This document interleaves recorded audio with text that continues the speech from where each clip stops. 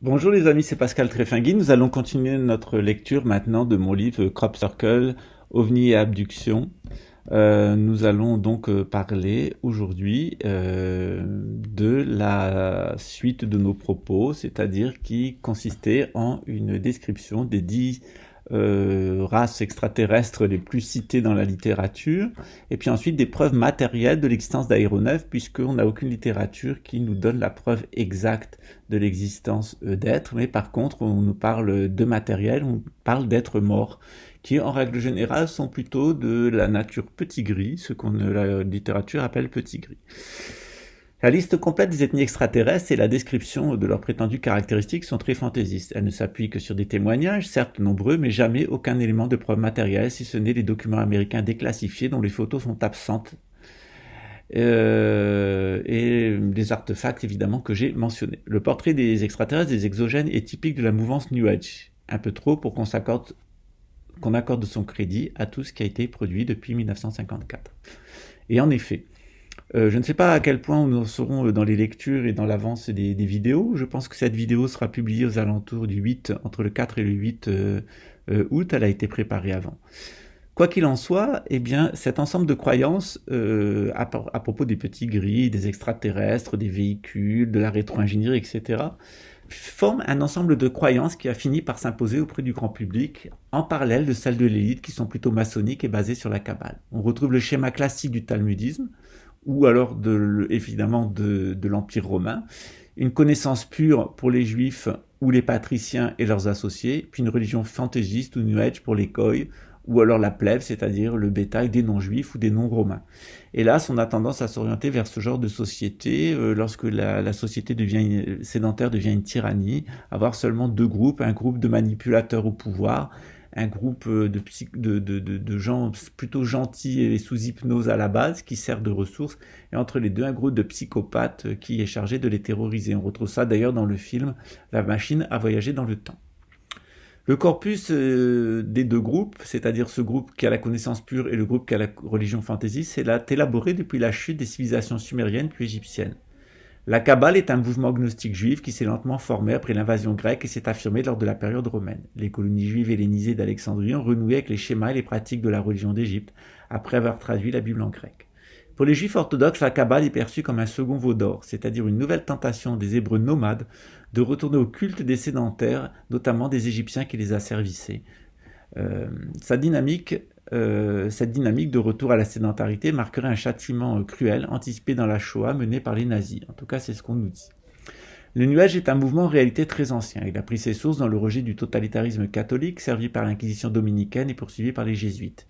Il s'enracine dans les pratiques païennes antérieures au christianisme et les hérésies chrétiennes. Ces croyances sont issues de la réforme de Luther et du protestantisme qui subit une forte influence de la Kabbale juive pratiquée par les Khazars en Europe de l'Est et de reliquats du manichéisme perse comme les doctrines des juifs askénages d'Afrique du Nord, séfarades d'Afrique du Nord, avec son rejet des Goïs et sa Kabbale magique, des Templiers avec la figure ésotérique de Jean-Baptiste, des Cathares avec les Purs et des Bogomiles avec les Rachetés. Au cours du 19e siècle, ce mouvement New Age, qui deviendra le New Age, prend une coloration spirite basée sur l'évocation des morts, selon les vues du français Allan Kardec. Au cours du XXe siècle, il tend à un syncrétisme avec les civilisations orientales, en tout cas celles qui sont présentées par les jésuites, plutôt de manière conforme, et la société théosophique de Lena Petrovna Blavatsky de manière nettement fantaisiste. Les publications théosophiques et spirites sur les habitants du système solaire et les étoiles ont clairement influencé les croyances extraterrestres actuelles. Les petits gris de la Lune, repris par H.G. Wells, les Vénusiens, les Martiens et les Pléiadiens, sont tous présents dans les divagations scientistes et socialistes des théosophes et des spirites. Il est curieux que l'on observe des pans en parallèle des succès de la théosophie et du spiritisme, comme si ces sectes New Age, de ce qu'allait devenir le New Age, préparaient psychologiquement les adeptes ou les mettaient en contact avec des manifestations surnaturelles, comme par exemple des démons. Lorsque les conceptions de la psychanalyse pénètrent dans le milieu spirit et théosophe, se produit alors le mouvement du potentiel humain aux États-Unis. Basé sur les mêmes tendances à fabriquer un super-ego, comme le surhomme nazi ou l'homme soviétique, ce groupe principalement mené par des psychiatres juifs sécularisés sera l'impulsion à la base du mouvement New Age. Ce corpus de croyances hétéroclites a fini par former une sorte de pseudo-religion avec ses rituels à coloration scientiste, hygiéniste et écologiste. Il se présente comme une sphère mouvante, constituant en parallèle de l'élite gnostique formée à la base dans la franc-maçonnerie pour les Goïs au sommet de la pyramide dans laquelle l'homme hybride fondé en 1843 pour les Juifs. Dans un tel contexte, les informations que j'ai données sur les exogènes, les intras ou les extraterrestres sont plus que douteuses, d'autant qu'elles ne sont établies que sur des témoignages et des croyances et non des faits matériels établis. Le cas des Humites et les Anunnaki sont ce titre un petit peu à part car des vues propres à des auteurs et basées sur des travaux dont une partie seulement est scientifique. Dans ces deux cas, il y fait mention d'une problématique des extraterrestres avec le feu nucléaire. Cette caractéristique est intéressante au vu de l'observation de Pan près de nos installations civiles et militaires mettant en œuvre l'énergie atomique. On entre alors dans un domaine plus sérieux que ce premier chapitre. Que se passe-t-il au-dessus des centrales nucléaires et des arsenaux nucléaires atomiques? Pourquoi cet intérêt des Pans pour le nucléaire comme ceux de dieux jaloux à qui on aurait volé le feu sacré? Et c'est ce qu'on va voir dans ce nouveau chapitre qui s'intitule Pan et nucléaire, un lien étroit, documenté et explicable. Comme je vous le dis, cette vidéo est enregistrée, elle sera publiée entre le 4 et le 8 août.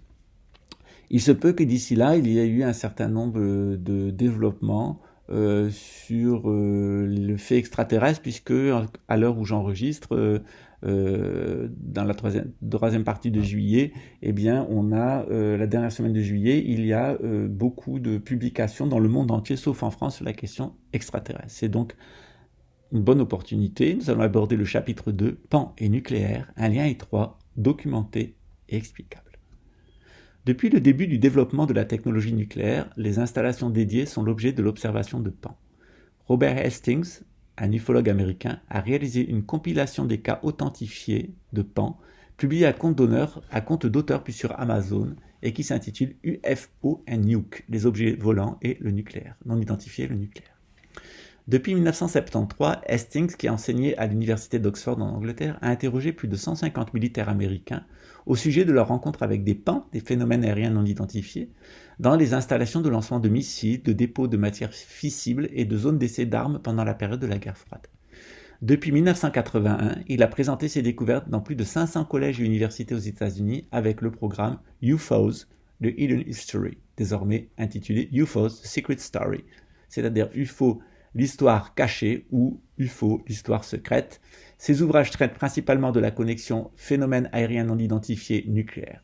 Son œuvre a été reprise par divers auteurs comme l'ingénieur Najib Khari de OVNI Direct en France et Daniel Aran dans le seul ouvrage en français sur la question « Les ovnis et le nucléaire, le choc d'une réalité ignorée ». Daniel Aran n'est pas un fantaisiste, c'est un docteur S-sciences et maître de conférences en physique, enseignant, chercheur à l'université, je crois d'ailleurs de Marseille. Que constate-t-on? Premièrement, les PAN se manifestent d'abord sans aucun lien avec le nucléaire. Une première vague de PAN officielle frappe les États-Unis entre 1896 et 1897. Les témoins, que l'on compte par centaines de milliers, décrivent des cigares volants assez semblables à des ballons dirigeables. Les journaux de l'époque en témoignent, sans que l'on se réfère à des extraterrestres. Quelques témoins décrivent des êtres velus. Toutefois, les dirigeables n'existent pas encore en ces lieux. Le premier vol est réalisé en 1900 par David Schwartz en Allemagne. Ici encore, on assiste à une anticipation technologique comme celle que je l'ai décrite au chapitre 1 à propos des crashs de rien. Entre 1903 et 1909, une seconde vague frappe les USA et le Royaume-Uni. De nouveau, ce sont des cigares mais associés avec des boules de lumière. En 1917, les enfants de Fatima ne décrivent pas la Vierge Marie, mais dessinent une femme en costume molletonné ainsi qu'un bel homme. 70 000 témoins voient un disque de lumière obscurcir le soleil puis se déplacer au-dessus d'eux. Les enfants reçoivent des prophéties sur l'avenir du monde occidental et notamment la très proche Première Guerre mondiale à cette époque. Voilà. Les PAN se manifestent dès les préparatifs de l'ère nucléaire, deuxièmement, puis massivement au-dessus des installations civiles et militaires. Il faut attendre 1942 aux États-Unis, puis 1954 en Europe pour assister à des vagues liées au nucléaire. Puis les années 1990 de Tchernobyl à la Belgique et enfin les années 2010 à Fukushima. Premièrement, aux USA, le projet Manhattan, l'incident de Los Angeles et les survols des sites nucléaires. Le 9 octobre 1941, le programme atomique américain Manhattan est décidé, l'Allemagne nazie s'étant déjà saisie de la création d'une industrie atomique, en particulier la post-nazie. Partit se proposer une figure importante de la future ufologie, Vannevar Bush, 1890-1974. Cette figure américaine centrale du développement du lobby militaro-industriel est en charge du volet uranium. Les installations sont dissimulées sous la ville de Los Angeles. C'est là qu'une première vague de PAN liée au nucléaire se manifeste le 25 février 1942. L'armée tire 1400 obus dans le ciel de la ville, sans aucun résultat que générer un nuage de poudre oblitérant la vue sur l'objet. On pense alors à un dirigeable japonais chargé d'argent bactériologique ou explosif. Les Nippons le nient. Le projet Manhattan n'est réellement initié qu'en juin 1942. Est-ce là, dès lors, un premier avertissement? Comment les auteurs supposés des PAN sont-ils avertis que Los Angeles sera le point de départ de l'ère atomique? Un document du FBI, Federal Bureau of Investigation, Top Secret Magic Eye Only, les top secrets seulement pour les yeux du réseau Magic, je vous expliquerai ce que c'est plus tard, daté du 5 mars 1942 et signé du président Roosevelt. Il fait état que le contre-amiral Anderson de l'US Navy a récupéré un aéronef en forme de disque interplanétaire de haute technologie après qu'il ait été abattu et repêché en mer au large de Los Angeles en 1941.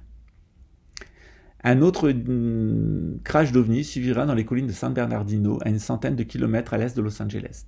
La preuve a été rendue publique en 1974 par l'ancien pilote français du US Air Force, le major Jean-Gabriel Gressley, que j'ai déjà cité.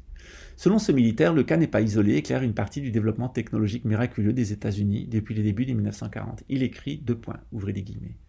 Le texte dont nous disposons est une copie dactylographie de l'original dont une traduction se trouve en pages 17 et 18, note de l'auteur de son ouvrage. Point. On y découvre avec stupeur que l'armée américaine possédait des éléments matériels appartenant à des engins célestes et qu'il s'y trouvait des secrets atomiques pour lesquels le docteur Vannevar Bush, conseiller scientifique du président américain, espérait trouver des utilisations pratiques. L'information est tout à fait inattendue et apporte au début de l'année 1942 des réponses à des questions que l'on ne se posait pas encore. Fermez les guillemets. Plus loin, le major Jean-Gabriel Gressley commente une autre des copies des documents déclassifiés en sa possession. Il s'agit du mémorandum pour la Commission spéciale pour la science et la technologie non terrestre, signé par Franklin Delano Roosevelt le 24 février 1944. Ouvrez les guillemets. Ce document révèle une foule d'informations, mais surtout une donnée insoupçonnée. Des éléments matériels non terrestres, ou célestes, pour reprendre l'expression poétique du rédacteur, sont déjà authentifiés comme étant atomiques. Le président Roosevelt a déjà consulté le docteur Bush et d'autres scientifiques quant à la possibilité de trouver des utilisations pratiques aux secrets atomiques découverts en étudiant des engins célestes. Fermez les guillemets. Point. Le président des USA écrivait en effet, j'ouvre les guillemets, « Je suis aussi d'accord pour que l'application du savoir-faire non terrestre dans le domaine de l'énergie atomique soit utilisée afin de perfectionner des armes de guerre supérieures qui permettront de réaliser la défaite complète de l'Allemagne et du Japon. » Fermez les guillemets. L'énergie atomique serait donc un secret non humain à son origine, en partie percé en premier lieu par les nazis en 1939 grâce au crash d'une soucoupe volante dans la banlieue de Francfort, et dont ils ont été détournés par une race extraterrestre ou intraterrestre. Les Américains se seraient saisis d'un autre aéronef utilisant cette propulsion dès 1941, et ils ne se seraient pas laissés dissuader ou intimider pour y renoncer. On comprend ainsi mieux la suite du rapport pan-nucléaire. Cette explication est tentante et basée sur des documents qui n'ont jamais été contestés. Est-ce vrai? Est-ce une manipulation? Car on ne voit pas pourquoi des documents d'un aussi haut niveau de secret auraient été publiés en 1979. Qui sait? Encore une manipulation des militaires, encore une maladresse. Est-ce exact? Est-ce faux? Quoi qu'il en soit, en 1943, le projet Manhattan mobilise d'énormes ressources financières et humaines. L'activité est répartie en 3 sites stratégiques. Los Alamos, au Nouveau-Mexique, pour la fabrication et le test de la bombe atomique. C'est près de ce site que sera récupéré l'engin de Roswell. Oak Ridge, au Tennessee, avec son cyclotron, et Hanford, en Californie, avec sa filière d'uranium. C'est là, à Hanford, qu'une nouvelle vague de PAN se manifeste. Tous les sites connaissent des survols de ce qui est décrit comme des disques volants et des boules de lumière. En 1947, on compte 800 survols de PAN, rien que sur les installations du sud-ouest et des États-Unis. Jusqu'en 1952, le chiffre monte à 3000, dont 15% peuvent être associés à des disques volants. Rien que le site de Oak Ridge en totalise 37, entre 47 et 52, et même 7 tentes au total. En juillet 1947, c'est l'affaire du crash de Roswell, où les témoins et la presse font état du crash d'un disque volant habité, puis l'armée fait marche arrière, affirmant qu'il s'agit d'un ballon météorologique de type Mogul. On ne sortira plus de ce schéma. À chaque fois que ça crache, c'est un ballon météo. En septembre 1947, l'armée soupçonne un phénomène matériel et préoccupant pour la sécurité nationale. En fait état un mémorandum de l'armée de l'air du général Nathan Twining du 23 septembre 1947 adressé au général Shulgin, où est indiqué l'existence de disques volants au-dessus des installations nucléaires et des lieux d'essai. Je cite maintenant le document. Septembre 1947, lettre du lieutenant-général Nathan Twining. lettre traduite que le lieutenant général Nathan Tweeney, commandant du Air Materiel Command, AMC, adressait au brigadier général George Shulden, chef des renseignements au sein de l'armée de l'air. Sujet, opinion du AMC concernant les disques volants du 23 septembre 1947. Pour le commandement général des forces aériennes de l'armée. Le lieu, Washington DC 25. Attention. Brig Gen George Shulden, AC/AS2, dit le document. Conformément à la demande par AC/AS2, voici l'opinion de ce commandement concernant les soi-disant disques volants. Cette opinion est basée sur des rapports d'interrogation fournis par AC/AS2 et sommairement étudiés par le personnel T2 et Aircraft Laboratory, division de l'ingénierie T3. Cette opinion est le résultat d'une conférence impliquant le personnel du Air Institute of Technology, Intelligence T2, bureau du chef de la division d'ingénierie et de Aircraft Power Plant and Propeller Laboratories Engineering Division T3. Nous sommes d'opinion, deuxièmement, que le phénomène rapporté est quelque chose de réel et non une vision. Petit a. Petit b, il y a des objets probablement de la forme approximativement d'un disque de taille assez appréciable pour paraître aussi grand qu'un avion. Petit c, il y a la possibilité que certains incidents peuvent être causés par des phénomènes naturels tels que les météores. Petit d, les caractéristiques rapportées telles qu'un extrême taux d'ascension, la manœuvrabilité, particulièrement dans les tonneaux, et les actions qui doivent être considérées évasives lorsqu'ils sont aperçus ou contactés par des radars ou des avions alliés, donnent à croire que la possibilité que certains objets sont contrôlés soit manuellement, soit automatiquement, soit téléguidés. Petit e, une description commune des objets va comme suite. 1. Surface métallique ou réfléchissant la lumière. 2. Absence de queue, sauf dans quelques cas où de hautes performances ont été observées. 3. De forme circulaire ou ovale, plat dessous avec un dôme au-dessus. 4. Plusieurs de rapports de vol en formation bien serrés variant de 3 à 9 objets. 5. Normalement aucun son n'est observé sauf dans 3 cas où un rugissement assez fort fut noté. 6. Des vitesses de vol de près de 300 nœuds ont été estimées. F.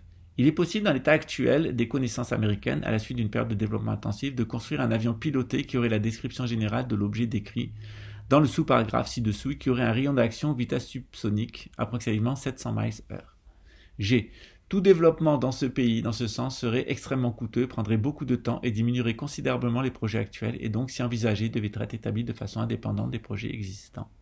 H. Il faut considérer la possibilité que ces objets sont d'origine domestique, c'est-à-dire américaine, le produit d'un projet hautement classifié inconnu de ACS2 ou de ce commandement. Deuxièmement, le manque d'évidence physique tel qu'un écrasement permettant de récupérer des preuves indéniables de leur existence. 3. La possibilité qu'une nation étrangère ait une forme de propulsion éventuellement nucléaire qui serait au-delà de nos connaissances. 3 points.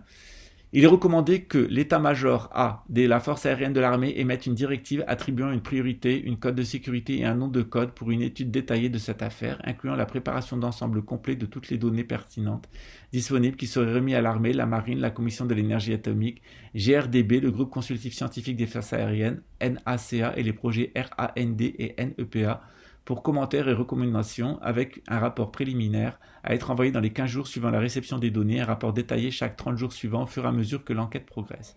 Un échange complet des données devait être effectué. 4 points. En attendant une directive spécifique, le AMC continuera d'enquêter dans la mesure de ses ressources actuelles dans le but de définir le plus étroitement possible la nature du phénomène. Les éléments essentiels détaillés de l'information sera aussitôt pour être transmis. Signé par L.F. Tweeney, lieutenant général de l'US Air Force. D'avril à juin 1952, l'opération Tumbler Sniper autorise l'explosion de 11 bombes atomiques atmosphériques dans le désert du Nevada, soit lancées d'avions, soit fixées sur des tours. Là encore, des pans sont observés. À l'issue de l'opération en juillet 1952, les institutions de Washington sont survolées par un groupe de pans pendant plusieurs heures, dont la Maison-Blanche, le Pentagone et le Capitole. On dénombre 14 disques ou boules de lumière, dont 7 laissent un écho radar. Au moment où les chasseurs interviennent sur zone, les pans disparaissent. Dès qu'ils sont là, les pans réapparaissent. L'armée parle de phénomène thermique pour rassurer les médias et les populations devenues hystériques. S'agit-il d'une manœuvre d'intimidation et de qui ? De 1947 à 1969, et entre 1947 et 1969, le projet militaire Blue Book vise à déterminer si les pans constituent une menace pour la sécurité nationale. Les documents relatifs au projet sont maintenant déclassifiés et peuvent être consultés sur le site des archives nationales américaines. Plus de 12 500 observations sont mentionnées. Fin 1952, le rapport annuel du projet Blue Book mentionne le lien indéniable entre les pans et les activités nucléaires. Les enquêtes n'ont relevé aucune preuve que les PAN étaient des véhicules extraterrestres ou représentaient une menace. Le dossier rapporte pourtant un combat aérien ayant lieu en 1948 entre un pilote de chasse de l'US Air Force et un PAN au-dessus de Fargo, dans l'état du Dakota du Nord. Le pilote de l'avion de chasse de type Boeing 25 est le lieutenant Gorman de la garde nationale, âgé de 25 ans au moment des faits. Gorman tente de percuter sciemment le disque volant. Ce dernier peut l'éviter à une vitesse de fuite estimée à 500 miles/h. À son approche, le disque émet une lumière et file dans les airs comme un coup de fusil.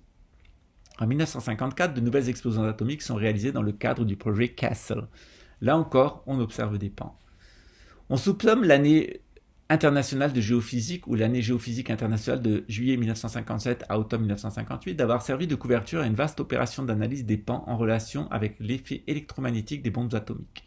Au niveau mondial, ce projet de coopération internationale mobilise 67 nations, 60 000 savants et 8 000 stations d'observation et laboratoires scientifiques.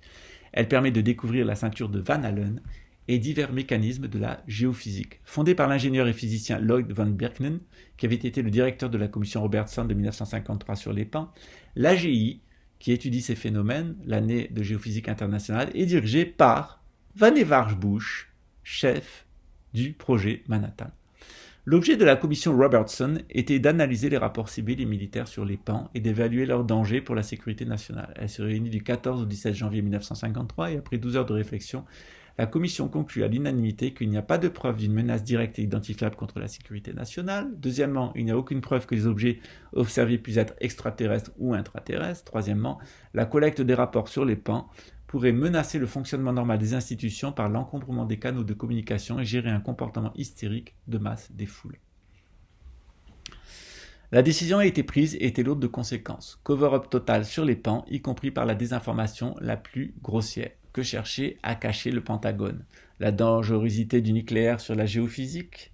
Un accord avec une race extraterrestre ou intraterrestre? Rien, certains le soupçonnent. Le lien entre l'année de géophysique internationale, dirigée par Vannevar Bush, et le nucléaire est clair. Les Américains font exploser en 1958 plusieurs missiles porteurs de bombes atomiques dans la haute atmosphère, officiellement à titre expérimental pour observer sa déformation et les phénomènes géophysiques s'y déroulant. Ce sont 37 charges atomiques qui explosent au cours de l'année 57 lors de l'opération Plum Bop et 72 au cours de l'année 58 dans le Nevada et les îles Marshall, lors des opérations Hardtack 1 et 2. La nécessité technique de ces explosions fait débat. En réalité, elles étaient parfaitement inutiles. Était-ce là une manœuvre d'intimidation de l'URSS, qui avait d'ailleurs déjà la bombe atomique, ou des intraterrestres, de ces objets, de ces habitants des disques qui ont apporté cette technologie? Là encore, on observe de nombreux pans. 337 observations de panne, rien que début de novembre 1957 aux États-Unis. Les témoins sont fiables car principalement les savants du réseau d'observation mis en place par l'AGI, l'année de géophysique internationale. Le 9 juillet 1962, c'est encore pire. Une puissante bombe à hydrogène est envoyée dans la haute atmosphère entourant la Terre et explose. Connue sous le nom de code Starfish Prime, l'essai s'est soldé par une extension artificielle des ceintures de Van Allen vue à travers l'océan Pacifique de Hawaï à la Nouvelle-Zélande, générant des désordres dans les appareils électriques, téléphones et portes de garage, et des phénomènes optiques. Là encore, on observe des pans en masse. On mesure le niveau de démence des militaires américains et de Van Allen lui-même, qui dès la publication de sa découverte avait convenu avec l'armée de la faire sauter. L'objectif de l'année internationale de géophysique et du Starfish Prime, l'explosion de cette bombe, est-il devenu plus clair de nos jours? Provoquer les pans et abattre une soucoupe pour en récupérer la technologie. La réponse ne se fait pas tarder. Du 24 au 25 août 1966, le site secret de missiles atomiques de Minot dans le Dakota du Nord, principal dépôt d'armes atomiques états-unien, est attaqué par des phénomènes lumineux et des soucoupes volantes. 10 missiles intercontinentaux Minuteman orientés vers l'Union soviétique sont mis hors d'usage en quelques secondes par un ovni stationné au-dessus de la base. Il est observé par plusieurs témoins. Le cas se reproduit 2 fois. Le 16 mars 1967, c'est la base de Malmstrom AFB dans le Montana, toujours aux États-Unis, qui est ciblée par des pans. Le lieutenant Robert Salas témoigne que 8 missiles ont été désactivés lors du survol des installations par un ovni. Dans le domaine civil, à Douglas Point au Canada, la centrale atomique de technologie américaine est survolée longuement par des pans en septembre 1967. Officiellement, aucun incident. En septembre 1967, commencent au Nouveau-Mexique les expériences d'explosion atomique souterraine du projet Gas Buggy. et le cas de mutilation de bétail dont le cerveau, la peau et les organes digestifs sont retirés avec un scalpel dépassant la technologie de l'époque. Le premier cas est celui du cheval Snippy. Les PAN réalisent des études sur la pollution nucléaire générée par les humains sur les autres êtres vivants. Dans les années qui suivent, le cas d'enlèvement par des PAN se multiplie. Une étude statistique a établi que 2% de la population américaine est dans les conditions psychiques d'avoir été enlevée à des fins d'études médicales et d'expériences psychologiques, notamment basées sur la culpabilisation pour la destruction environnementale. Le 27 octobre et le 11 novembre 1975, les bases de missiles nucléaires de Loring AFB dans le Maine aux États-Unis et Westmouth AFB dans le Michigan du NORAD sont survolées. Le NORAD, c'est le réseau de surveillance de l'espace aérien nord-américain qui normalement aurait dû abattre les avions de ligne se dirigeant vers les tours du World Trade Center. Le North American Aerospace Defense Command, NORAD, est chargé d'intercepter en effet tout aéronef non autorisé ou s'écartant de sa route sur le territoire fédéral. Le 11 septembre 2001, le NORAD était en exercice et n'avait pas eu le temps nécessaire pour abattre les avions de ligne zigzagant 45 minutes hors de leur plan de vol dans le ciel américain, selon le rapport officiel de la Commission sur les attentats du 11 septembre 2001. Les 27 et 28 décembre 1980, la base anglo-américaine de Redlesham, près de Bayswater, dans le Suffolk, en Angleterre, connaît un incident insolite. Selon le colonel Charles E. Halt de l'US Air Force, un objet volant émettant des lumières multicolores a envoyé un rayon de lumière vers les têtes des missiles nucléaires et les a neutralisés temporairement. Ce survol par un PAN oblige l'armée américaine à informer son allié et hôte anglais qu'elle a entreposé en secret des armes atomiques sur le site. Des photos ont été prises et un témoin a été irradié, ce qui a été médicalement constaté. Le colonel Charles E. Halt parle clairement d'extraterrestres. La dernière vague américaine a eu lieu à Phoenix, en Arizona, le 13 mars 1997, à proximité de la plus grande centrale nucléaire au monde, celle de Palo Verde. L'armée a révélé un niveau anormal de rayons gamma dans l'atmosphère. Le cas qui a été le plus médiatisé depuis la fin des années 70 est celui du prétendu ou vrai crash de Roswell. Ce qu'on ignore généralement est que ce monument de l'ufologie a un lien avec le nucléaire en la personne de William Bradford Shockley. Pourquoi en suis-je venu à le suspecter ? La lecture de la série La conspiration des anges de Thomas Allen, rédacteur initial du rapport Cometa sur les PAN en 1999 en France, et les interviews controversées de l'auteur dans les médias m'ont conduit à envisager qu'il y aurait peut-être eu un crash d'un aéronef de Petit Gris à Roswell en 1947. Il est vrai que ce scientifique jugé sérieux, franc-maçon, cultivé, tient parfois des propos pour le moins singuliers et le mot est faible. Lorsqu'il affirme avoir lui aussi reçu des courriers humides, et évidemment le doute s'installe, le physicien est-il du groupe des facétieux ou des naïfs, comme Jean-Pierre Petit. Dans une étude consacrée à l'histoire de la technologie électronique, le physicien français a tenté de montrer que la découverte accidentelle du transistor en 1948 émanait de l'équipe technique de l'ingénieur William Bradley Shockley et du chimiste Stanley Morgan au service de Bell Labs, qui était justement celle intervenant sur les bombardiers nucléaires au sein du 509e groupe aéroporté de Roswell. C'est exactement là et à la même épave où l'aéronef halogène aurait été amené pour étudier l'US Air Force.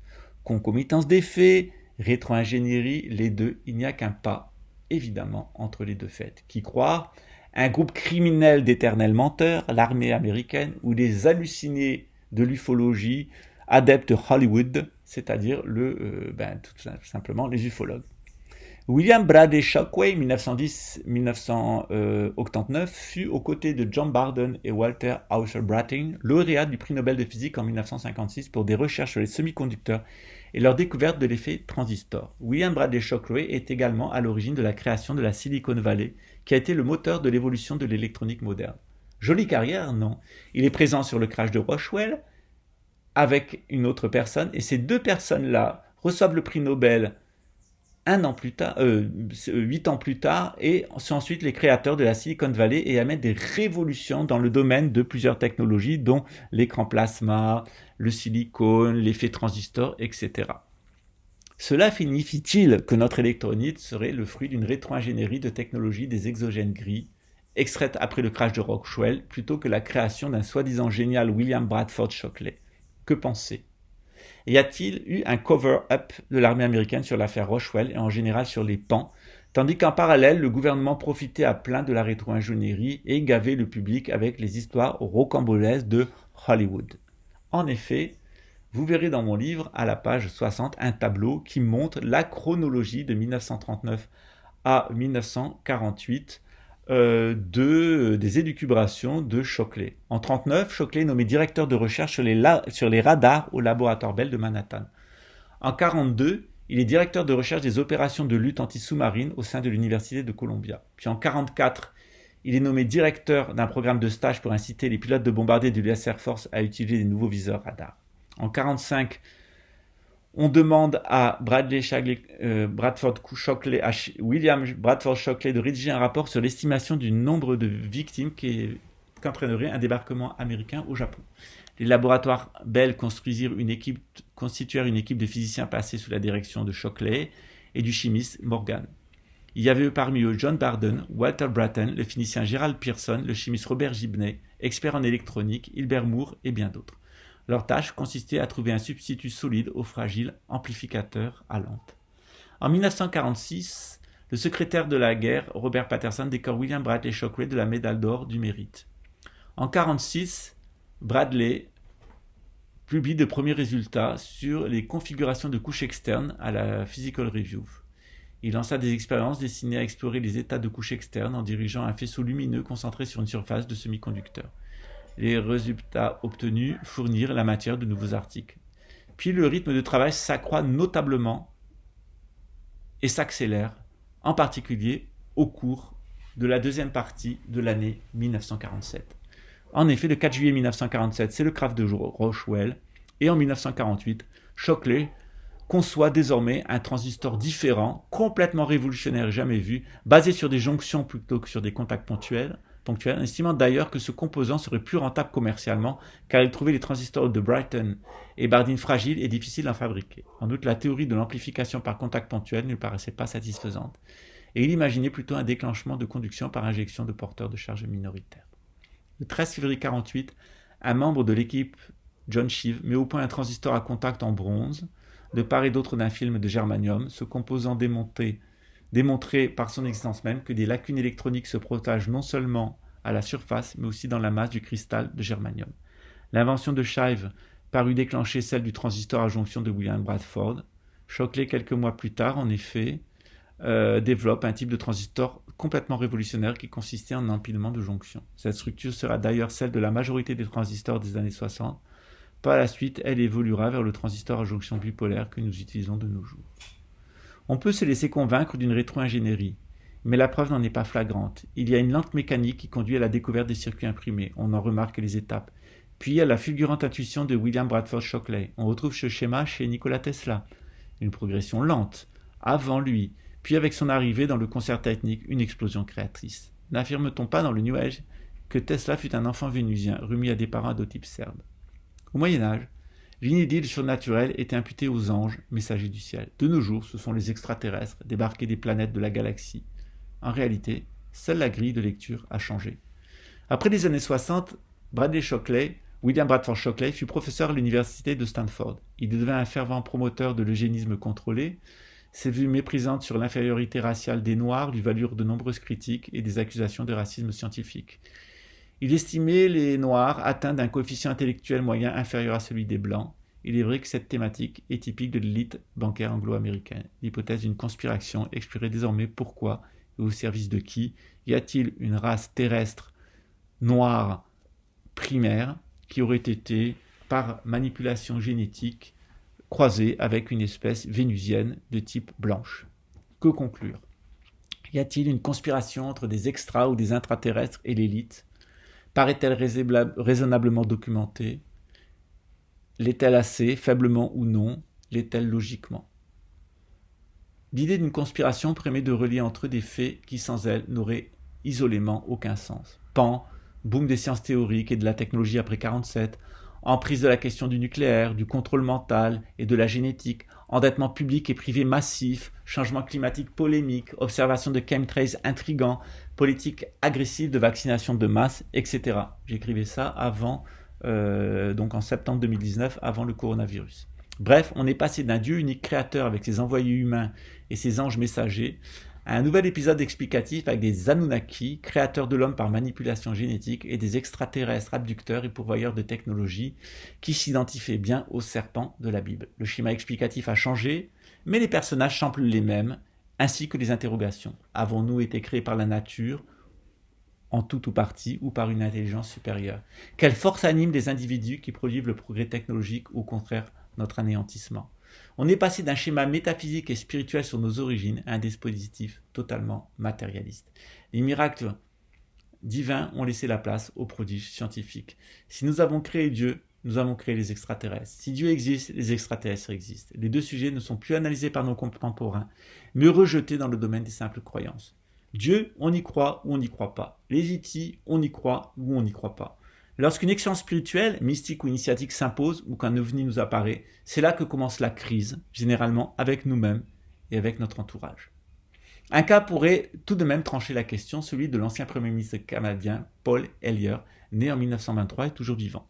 Paul Hellyer se serait rendu en hélicoptère le 3 juin 1967 pour assister à l'atterrissage d'un objet volant non identifié à Saint-Paul, en Alberta, au Canada. En 2007, Paul Hellyer a imploré les gouvernements du monde entier de divulguer les technologies extraterrestres qui pourraient, selon lui, nous aider et de ne pas profiter de notre ignorance pour nous asservir. Selon Paul Hellyer, il y a bien un accord entre l'élite gouvernant les États-Unis et des êtres exogènes plus avancés dans le domaine technique et spirituel. Dans une interview accordée à RT Russia Today en 2014, Paul Hellyer a déclaré qu'au moins 4 espèces exogènes sont présentes sur Terre depuis des milliers d'années. La plupart proviennent d'autres systèmes stellaires, mais certains vivent sur Vénus, Mars et les lunes de Jupiter et Saturne. Il précise que selon les extraterrestres, nous ne sommes pas de bons intendants de notre planète, en particulier sous l'angle de l'utilisation du nucléaire et de l'industrie chimique. De ce côté, on concorde, mais il semble qu'il n'ait pas vraiment choisi les bons interlocuteurs en s'adressant aux stupides et pervers dirigeants américains. Cliver Stone, un vétéran de l'armée américaine, a prétendu que 57 ethnies exogènes regroupées en 8 types sont présentes sur la Terre. Il a témoigné avoir été traducteur télépathe du US Air Force pendant plus de 30 ans, en contact avec les extraterrestres blessés lors des crashs ou capturés pour les interrogatoires. Il fait état d'un manuel de l'armée de l'air, guidant les premiers soins, les contacts et les interactions avec les exogènes, dont il a lui-même laissé quelques pages aux journalistes lors de conférences et d'interviews à Roswell. Lui aussi fait un lien entre le nucléaire et les PAN, entre les PAN et le développement de l'électronique, indiquant que les exogènes sont inquiets pour notre planète du comportement belliqueux de notre espèce. Que penser? Comme je l'ai écrit en introduction, la fantaisie des prétendus témoins et le chaud et le froid soufflé en permanence par les milieux militaires et politiques rendent fou toute personne sensée souhaitant faire le point calmement et sagement sur le sujet des PAN. En écrivant cet ouvrage, je suis passé de l'excitation à la rage, de l'enthousiasme à la déception profonde. On lit tout et son contraire. Le sujet est nimbé d'un écran de fumée. Il est vraiment tentant de tout rejeter en bloc. L'énergie nécessaire pour essayer de distinguer le vrai du faux, nécessitant l'alimentation d'un psychisme, de son psychisme, par une véritable usine atomique. Lors de cette étude, j'ai lu des choses d'une platitude extrême venant de rationalistes bontins, ce qu'on appelle les RBB, les rationalistes bêtes et butés, dont la plupart des propos qui se voulaient scientifiques à l'époque du tournage ont été depuis cruellement démentis par les progrès de la science. Du genre, en 1980, de ceux émanant d'un éminent physicien astronome qui disait « Monsieur Jean-Pierre Petit, s'il y avait des planètes autour des étoiles, on les aurait observées, donc il n'y a pas de vie hors de la Terre. » Pourtant, c'était fait 15 ans plus tard, en 1995, un radiotélescope découvrait la première planète exogène tournant autour d'un soleil. J'ai pour ma part visionné des témoignages des plus rocambolesques, comme une victime touchée par le rayon vert, ou celui rapportant une rencontre avec des petits gris circulant sur de singulières motos en lévitation à proximité d'installations atomiques françaises et parlant franglais. Je passe sur les témoignages américains qui n'ont rien enlevé de l'univers éthylique hexagonal. Qui sait, au point d'ignorance et de déconvenue dans nos certitudes scientifiques, où nous en sommes. Peut-être un jour allons-nous apprendre que ce rayon vert est une réalité, que ces motos sont désormais en vente, construites à partir de matériel exogène tombé entre nos mains. Au point de ridicule de nos scientifiques, qui sait si les témoins les plus farfelus ne sont pas les moins grotesques dans cette affaire de PAN et d'exogène. Ceci fait, maintenant que nous avons parlé du nucléaire, eh bien nous continuerons dans un prochain chapitre à partir des crashs de rien, notamment lorsque la Suède a commencé son programme atomique.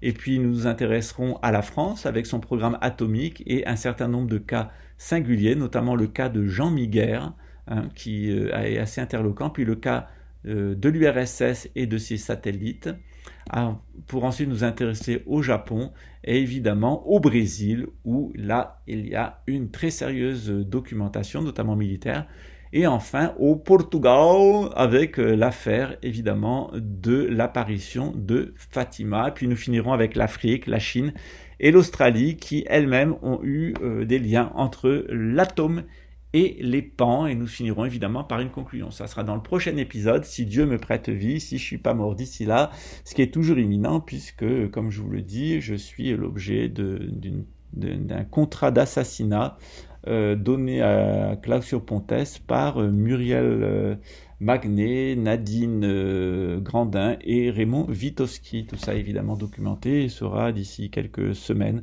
dans les mains de la police fédérale brésilienne. À très bientôt les amis.